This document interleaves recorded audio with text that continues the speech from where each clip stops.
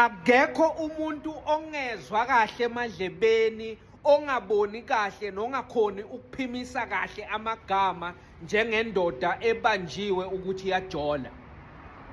Uthole nje ukuthi unkosikazi noma i-straight girlfriend sesifind outhile, sesitholile ukuthi wena uyajola eceleni and uthole efonini yakho avela athi ngubani uMbali. Uzwe indoda engakase yahlushwa izindlebe, uyizwe ukuthi angikuzwa uthini, kuthiwa uMbali ngubani, athi oh uMbali, kuthiwa yebo ngithe uMbali ngubani. Uzwa indoda ithi uyithatha lento kaMbali, bese bakuletha la ifoni yakho, uthi okay na ifoni yamanje, avela ivula ungakamniki nepin ukuthi ipin yakho uyithole kanjani, ngoba bayakwazi ukuphenya abantu besifazane nebazithola izinto.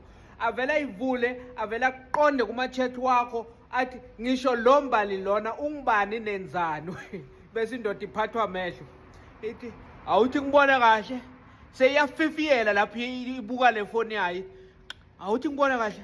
Oh usho lo Mbali lo kuthiwe ya uthi I love you too here, uthanda abantu phakathi kwami noMbali. Hayi man, uthi angikuzwa kahle ukuthi ngoba ngithanda wena uyazi nginawe la, kuthiwa yena kwangathi awusakhona ukukhuluma kahle manje, uthanda uMbali noma uthanda mina. Uyiva into